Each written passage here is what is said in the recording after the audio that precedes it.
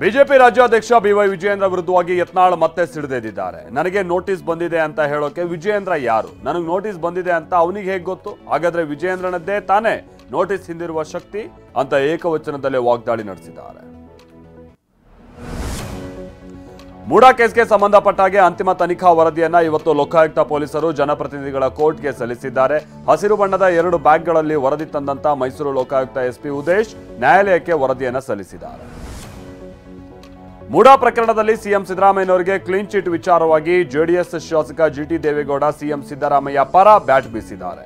FIR ದಾಖಲಾದ ಕೂಡಲೇ ಸಿದ್ದರಾಮಯ್ಯ ರಾಜೀನಾಮೆ ಕೇಳ್ತಾ ಇದ್ರು. ಈಗ ನೋಡಿ, ಈ ಆರೋಪಕ್ಕೆ ಸಾಕ್ಷಿ ಇಲ್ಲ, ಈಗೇನು ಹೇಳ್ತಾರೆ? ಎಫ್ಐಆರ್ ದಾಖಲಾದ ಕೂಡಲೇ ರಾಜೀನಾಮೆ ಕೇಳಬಾರ್ದು ಅಂತ ಹೇಳಿದ್ದಾರೆ. ಸಿಎಂ ಸಿದ್ದರಾಮಯ್ಯ ಭವಿಷ್ಯ ಮತ್ತು ಅದೃಷ್ಟ ಎರಡೂ ಗಟ್ಟಿಯಾಗಿದೆ ಅಂತ ಜೆಡಿಎಸ್ ಶಾಸಕ ಜಿಟಿ ದೇವೇಗೌಡ ಹೇಳಿದ್ದಾರೆ. ಸಿದ್ದರಾಮಯ್ಯನವರಂತ ಅದೃಷ್ಟವಂತ ರಾಜಕಾರಣಿ ಮತ್ತೊಬ್ಬರಿಲ್ಲ. ಸಿದ್ದರಾಮಯ್ಯ 1983ರಲ್ಲಿ ಅದೃಷ್ಟದಿಂದ ಶಾಸಕರಾದಂಥವರು. ಸಿಎಂಗೆ ಇರೋ ಅದೃಷ್ಟ ಬೇರೆ ಯಾರಿಗೂ ಇಲ್ಲ ಅಂತ ಹೇಳಿದ್ದಾರೆ. ಡಿಕೆ ಶಿವಕುಮಾರ್ ಖಂಡಿತ ಸಿಎಂ ಆಗ್ತಾರೆ ಅಂತ ಮೈಸೂರಿನಲ್ಲಿ ಜಿಟಿ ದೇವೇಗೌಡ ಹೇಳಿದ್ದಾರೆ. ಡಿಕೆ ಶಿವಕುಮಾರ್ ಖಂಡಿತ ಸಿಎಂ ಆಗ್ತಾರೆ, ಆದ್ರೆ ಯಾವಾಗ ಅಂತ ಗೊತ್ತಿಲ್ಲ. ಡಿಕೆ ಮುಖ್ಯಮಂತ್ರಿ ಆಗಬೇಕು ಅಂತ ಅಂದ್ರೆ ಸಿದ್ದರಾಮಯ್ಯ ಬೆಂಬಲ ಬೇಕೇ ಬೇಕು. 10 ಶಾಸಕರನ್ನ ಇಟ್ಕೊಂಡು ಯಾರೂ ಸಿಎಂ ಆಗೋದಕ್ಕೆ ಸಾಧ್ಯ ಇಲ್ಲ ಅಂದಿದ್ದಾರೆ. ಸಿಎಂ ಸಿದ್ದರಾಮಯ್ಯನವರಿಗೆ ಕ್ಲೀನ್ ಚಿಟ್ ಸಿಕ್ಕ ಕಾರಣ ಸಂತೋಷ ಆಗಿದೆ. ಸಿದ್ದರಾಮಯ್ಯ ಹೆಸರಿಗೆ ಕಳಂಕ ತರೋದಕ್ಕೆ ರಾಜಕೀಯ ಪಿತೂರಿಯ ಕೇಸ್ ಇದು. ಮೂಡಾ ಪ್ರಕರಣವನ್ನ ರಾಜಕೀಯವಾಗಿ ವಿಪಕ್ಷಗಳು ಬಳಸಿಕೊಂಡಿದ್ದವು ಅಂತ ಸಚಿವ ಎಚ್.ಸಿ. ಮಹದೇವಪ್ಪ ಬೇಸರ ಹೊರಹಾಕಿದ್ದಾರೆ. ಮೈಸೂರಿನ ಉದಯಗಿರಿ ಗಲಾಟೆಗೆ ಪ್ರಚೋದನೆ ನೀಡಿದ್ದ ಮೌಲ್ವಿ ಮುಫ್ತಿ ಮುಷ್ತಾಕ್ನನ್ನ ಪೊಲೀಸರು ಅರೆಸ್ಟ್ ಮಾಡಿದ್ದಾರೆ. ಗಲಾಟೆ ನಡೆದು 11 ದಿನಗಳ ಬಳಿಕ ಆರೋಪಿ ಮೌಲ್ವಿಯನ್ನ ಬಂಧಿಸುವಲ್ಲಿ ಸಿಸಿಬಿ ಪೊಲೀಸರು ಯಶಸ್ವಿಯಾಗಿದ್ದಾರೆ. ಕೊಡಗು ಜಿಲ್ಲೆಯಲ್ಲಿ ಅಪ್ರಾಪ್ತ ಗರ್ಭಿಣಿಯರ ಸಂಖ್ಯೆ ಹೆಚ್ಚಳ ಆಗಿದೆ. ಕಳೆದ 9 ತಿಂಗಳಲ್ಲಿ 59 ಪೋಕ್ಸೋ ಕೇಸ್ಗಳು ದಾಖಲಾಗಿದೆ. 9 ತಿಂಗಳಿನಲ್ಲಿ 30 ಅಪ್ರಾಪ್ತೆಯರು ಗರ್ಭಿಣಿಯಾಗಿರುವುದು ಪತ್ತೆಯಾಗಿದೆ. 30 ಅಪ್ರಾಪ್ತೆಯರ ಪೈಕಿ ಈಗ ಆಲ್ರೆಡಿ 14 ಬಾಲಕಿಯರಿಗೆ ಹೆರಿಗೆ ಆಗಿದೆ.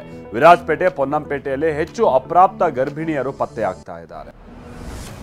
ಕ್ಯಾಮೆರಾ ಕದ್ದು ಕಳ್ಳರು ಪರಾರಿಯಾಗಿರುವ ಘಟನೆ ವಿಜಯನಗರ ಜಿಲ್ಲೆ ಟಿಬಿ ಡ್ಯಾಂನ ಗುಂಡಾ ಫಾರೆಸ್ಟ್ ಬಳಿ ನಡೆದಿದೆ. ಬ್ಯಾಕ್ ವಾಟರ್ ಫೋಟೋಶೂಟ್ಗೆ ಫೋಟೋಗ್ರಾಫರ್ ತೆರಳಿದ್ದಾಗ ಕಾರ್ನ ಗಾಜನ್ನು ಒಡೆದು ಕೆನಾನ್ R5 ಕ್ಯಾಮೆರಾ ಹಾಗೆ 4 ಲಕ್ಷ ಬೆಲೆ ಬಾಳುವ ಲೆನ್ಸ್ಗಳನ್ನು ಕಳ್ಳತನ ಮಾಡಿದ್ದಾರೆ. ಬೆಳಗಾವಿಯ ಹಿಂಡಲಗ ಜೈಲಿನಲ್ಲಿ ಜಾಮರ್ ಅಳವಡಿಕೆಯಿಂದಾಗಿ ಸುತ್ತಮುತ್ತಲಿನ ಗ್ರಾಮಸ್ಥರಿಗೆ ಮೊಬೈಲ್ ನೆಟ್ವರ್ಕ್ ಸಮಸ್ಯೆ ಆಗಿದೆ. ಗ್ರಾಮ ಪಂಚಾಯಿತಿ, ಸರ್ಕಾರಿ ಕಚೇರಿಗಳಲ್ಲಿ ಸರ್ವರ್ ಡೌನ್ ಆಗಿದೆ. ವಿದ್ಯಾರ್ಥಿಗಳಿಗೂ ಅನಾನುಕೂಲ ಆಗಿದೆ.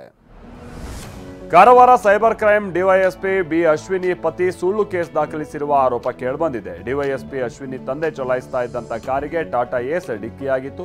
ಕಾರ್ನ ಪರವಾನಗಿ 2023ರಲ್ಲೇ ಮುಕ್ತಾಯ ಆಗಿತ್ತು. ಆದ್ರೀಗ ಕಾರಿನ ಪರವಾನಗಿ ಪಡೆಯೋದಕ್ಕೆ ಅಶ್ವಿನಿಯವರ ಪತಿ ಪ್ರವೀಣ್ ಕುಮಾರ್ನಿಂದ ಸುಳ್ಳು ಕೇಸ್ ದಾಖಲಿಸಲಾಗಿದೆ ಅಂತ ಆರೋಪಿಸಲಾಗಿದೆ. ರಾಷ್ಟ್ರ ರಾಜಧಾನಿ ದೆಹಲಿಯಲ್ಲಿ ಇವತ್ತಿನಿಂದ ಮತ್ತೆ ಮಹಿಳಾ ಸಿಎಂ ದರ್ಬಾರ್ ಶುರುವಾಗಿದೆ. ನೂತನ ಮುಖ್ಯಮಂತ್ರಿಯಾಗಿ ರೇಖಾ ಗುಪ್ತಾ ಪ್ರಮಾಣ ವಚನ ಸ್ವೀಕರಿಸಿದ್ದಾರೆ. ರಾಮಲೀಲಾ ಮೈದಾನದಲ್ಲಿ ನಡೆದ ಅದ್ದೂರಿ ಕಾರ್ಯಕ್ರಮದಲ್ಲಿ ಲೆಫ್ಟಿನೆಂಟ್ ಗವರ್ನರ್ ವಿ.ಕೆ. ಸಕ್ಸೇನಾ ಪ್ರಮಾಣ ವಚನ ಬೋಧಿಸಿದ್ರು. ಪ್ರಮಾಣ ವಚನ ಸ್ವೀಕರಿಸುವುದರೊಂದಿಗೆ ದೆಹಲಿಯ 4ನೇ ಮಹಿಳಾ ಸಿಎಂ ಅನ್ನೋ ಹೆಗ್ಗಳಿಕೆಗೆ ರೇಖಾ ಗುಪ್ತಾ ಪಾತ್ರರಾಗಿದ್ದಾರೆ.